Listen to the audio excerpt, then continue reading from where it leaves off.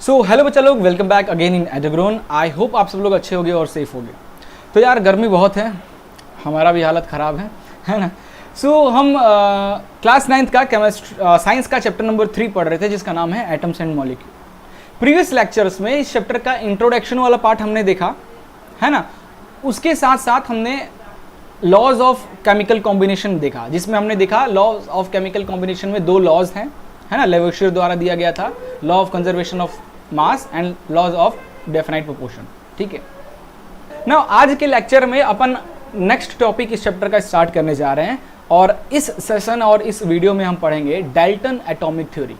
Dalton एक scientist थे, जैसे कि आपको पता ही होगा। उनके द्वारा उन्होंने काफ़ी अच्छे तरीके से केमिकल साइंस को समझा, और उन्होंने कुछ 6 पोस्टुलेट्स दिए जो कि बहुत इंपॉर्टेंट है, आज तक वो काम आता है। वो 6 पोस्टुलेट क्या हैं वो एक पोस्टुलेट्स को अपन समझेंगे डिटेल में, देन अपन इस वीडियो को ख़त्म करेंगे। चलते हैं अपने कंप्यूटर स्क्रीन पे और आज के सेशन को स्टार्ट करते हैं। उससे पहले एक छोटी सी रिक्वेस्ट है, चैनल पे नए हो तो चैनल को सब्सक्राइब, वीडियो को लाइक और शेयर जरूर करना अगर वीडियो पसंद आए तो। चलिए शुरू करते हैं।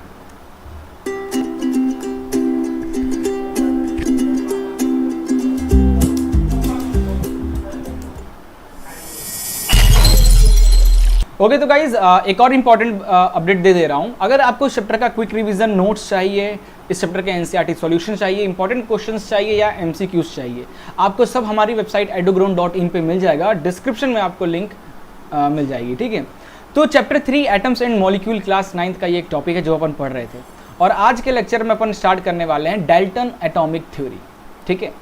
तो according to Dalton atomic theory all matters whether an element हो, कंपाउंड हो या मिक्सचर हो, is composed of small particles called atom.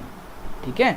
देखो, हम प्रीवियस चैप्टर्स में पढ़े थे मैटर्स, है ना, फर्स्ट चैप्टर ही था। उसमें हमने देखा मैटर 5 टाइप का होता है, सॉलिड, लिक्विड, गैस, प्लाज्मा और बोस-आइंस्टाइन कंडेंसेशन। ये प्लाज्मा और बोस-आइंस्टाइन तो ये तो आउट ऑफ सिलेबस है, अपन 3 का ही फोकस करते हैं, सॉलिड, लिक्विड, गैस। तो ये सॉलिड के जो मॉलिक्यूल्स हैं या जो एलिमेंट्स हैं, या लिक्विड के जो मॉलिक्यूल्स हैं या जो एलिमेंट हैं, या गैस के जो मॉलिक्यूल्स हैं जो एलिमेंट हैं, ये सब किससे बने? ये छोटे छोटे एटम्स से मिलकर बने, है ना। तो उन एटम्स की स्टडी डाल्टन ने बड़ी अच्छे से किया था, और कुछ पोस्टुलेट्स के बारे में उन्होंने बताया था। टोटल 6 पोस्टुलेट्स हैं। क्लियर है। चलिए स्टार्ट करते हैं 1 by 1, एक एक पोस्टुलेट्स को समझते हैं। यार तो सबसे पहला पोस्टुलेट कहता है डाल्टन का, all matter is made of very tiny particles called atoms. तो ये तो समझ में खुद ही आ गया होगा पढ़ के ये लाइन, कि जितने भी मैटर्स हैं, सॉलिड हो, लिक्विड हो, गैस हो, प्लाज्मा हो या बोस-आइंस्टाइन कंडेंसेशन हो, सारे मैटर वो छोटे पार्टिकल से मिलकर बने हैं जिन्हें हम एटम्स कहते हैं, है ना। यही हमारा फर्स्ट पोस्टुलेट्स है। अपन इसको एक अच्छी तरीके से और समझने की कोशिश करते हैं। तो इसको ऐसे समझते हैं, मान लीजिए ये एक एलिमेंट है, ठीक है। मान लीजिए ये एक एलिमेंट है रेड कलर का, कोई भी एलिमेंट हो सकता है, आयरन, ठीक है, कॉपर, सिल्वर, हाइड्रोजन, कुछ भी हो सकता है एलिमेंट। और ये एक दूसरा एलिमेंट है, ये एक दूसरा एलिमेंट है, ठीक है। ये दोनों एलिमेंट कॉम्बाइन होके, ये दोनों एलिमेंट जो हैं वो कॉम्बाइन होके एक प्रोडक्ट बना रहे हैं, जो किस तरीके का है, like that.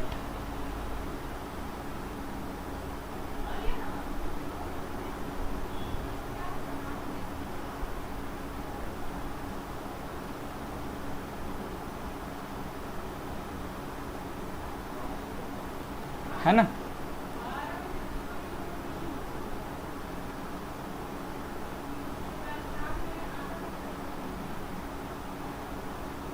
Okay, that's good.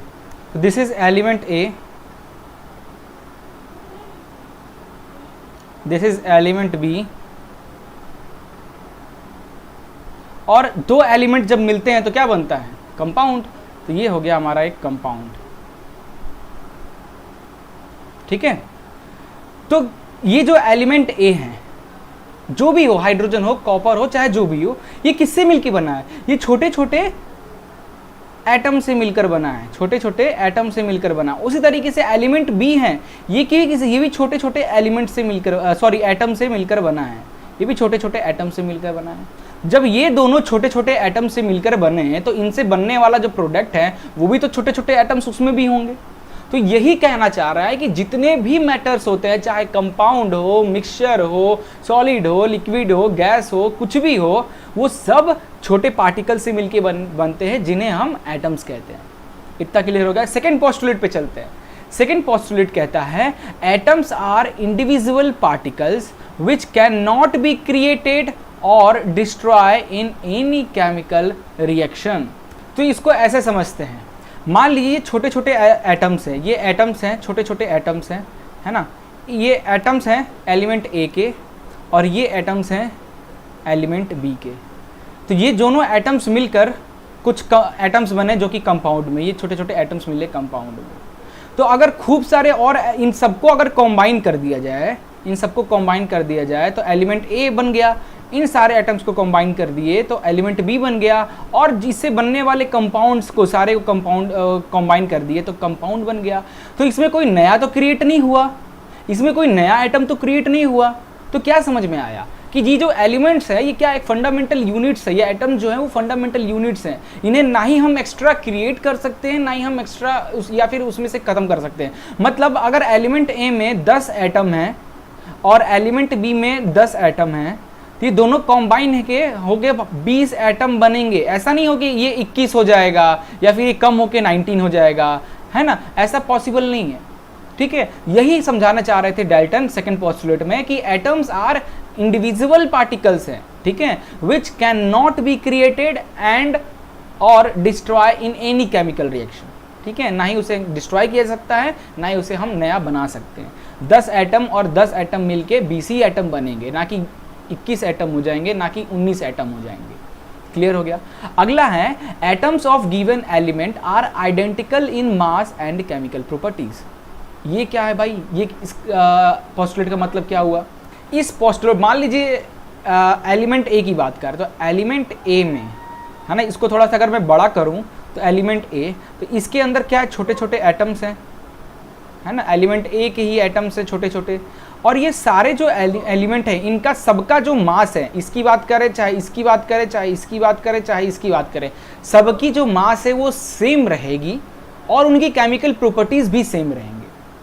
ठीक है, वही हम एलिमेंट बी की बात करें तो अगर इससे मैं बड़ा करूं, इससे बड़ा करूं तो एलिमेंट बी छोटे छोटे एटम से मिलकर बना है, छोटे छोटे एलिमेंट बी के छोटे छोटे एटम से मिलकर बना हुआ है। तो अब इसके अंदर इसकी बात कर ले, इसकी बात कर ले, इसकी बात कर ले, कोई भी एटम की बात कर लें तो सबका जो मास है वो सेम है और उनकी केमिकल प्रॉपर्टीज भी सेम है। यही कहना चाह रहा है atoms of given element, particular any elements का, लाइक हाइड्रोजन। तो हाइड्रोजन से हाइड्रोजन जो एलिमेंट है, हाइड्रोजन का जो एलिमेंट है तो वो छोटे छोटे हाइड्रोजन एटम से ही मिलकर बना होगा।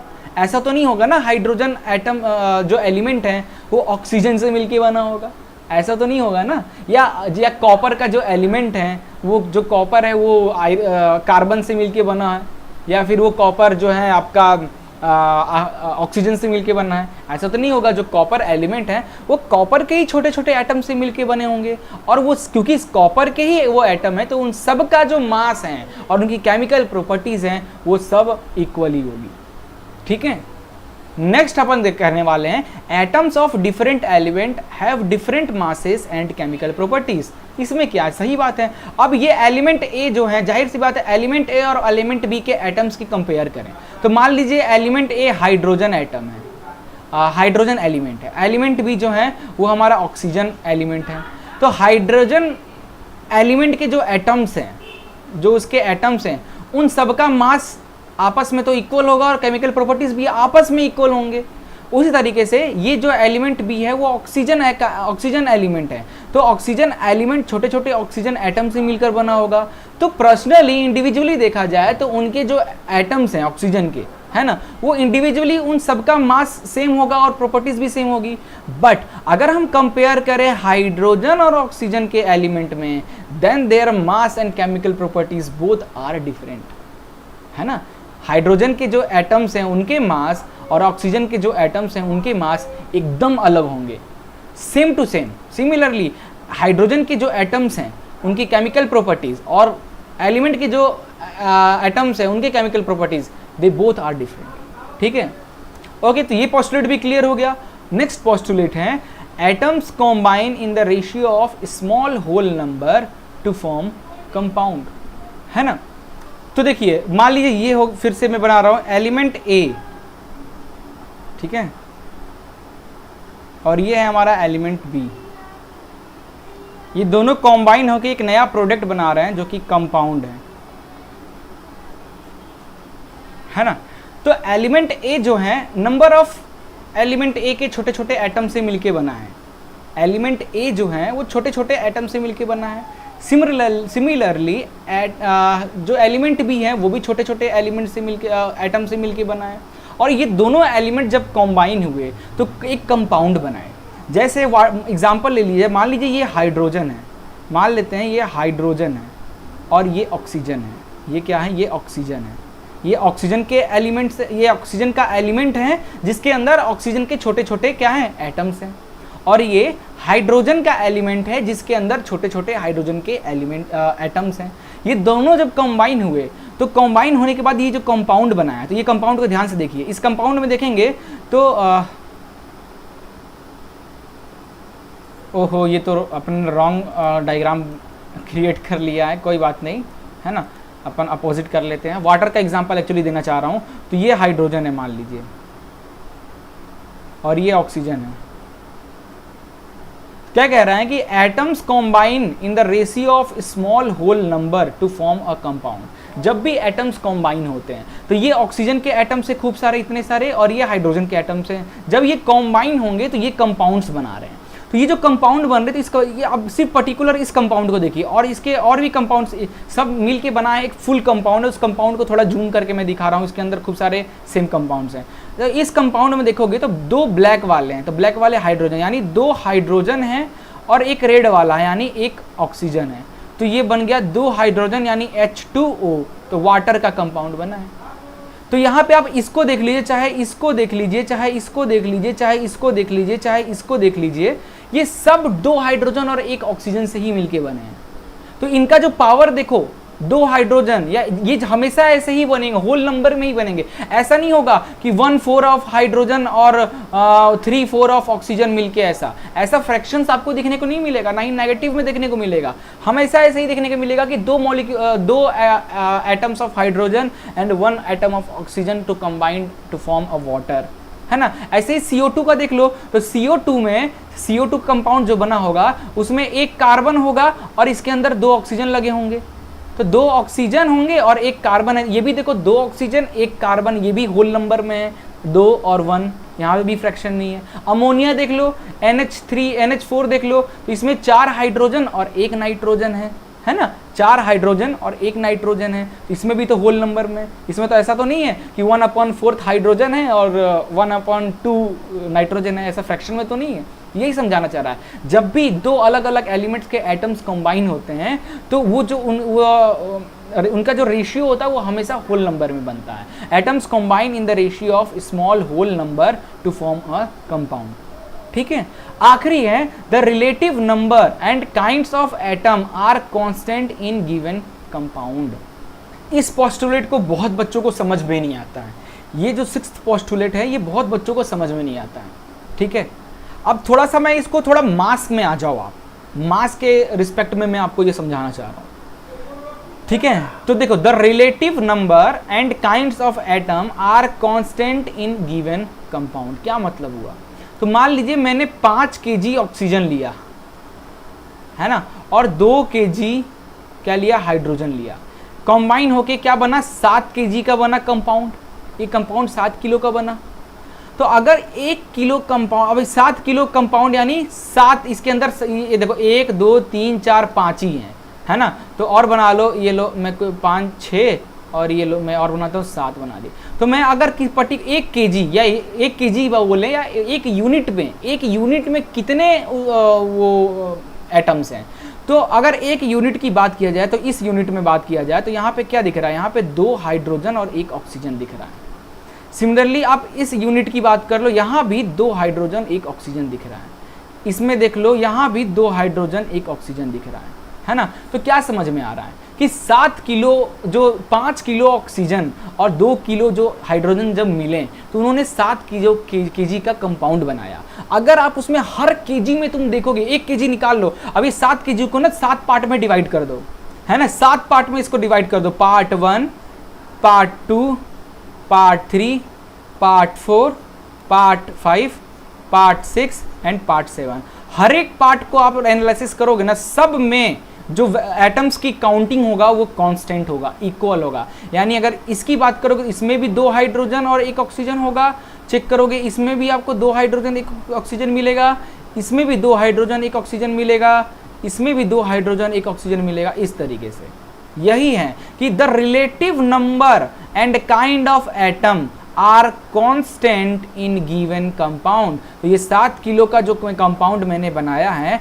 अगर इसमें एक एक यूनिट या एक एक केजी को अलग अलग डिस्ट्रीब्यूट करें तो हर केजी में जो नंबर ऑफ एटम होंगे वो कांस्टेंट होंगे। यही है बस ये 6th पोस्टुलेट, ठीक है। आई होप यार ये जो 6 पोस्टुलेट था डाल्टन का आपको क्लियर हो गया होगा। आज के लेक्चर में अपन इतना ही रखते हैं, नेक्स्ट वीडियो में अपन इसके अगले टॉपिक्स को स्टार्ट करेंगे। तब तक के लिए good bye, take care and जय हिंद।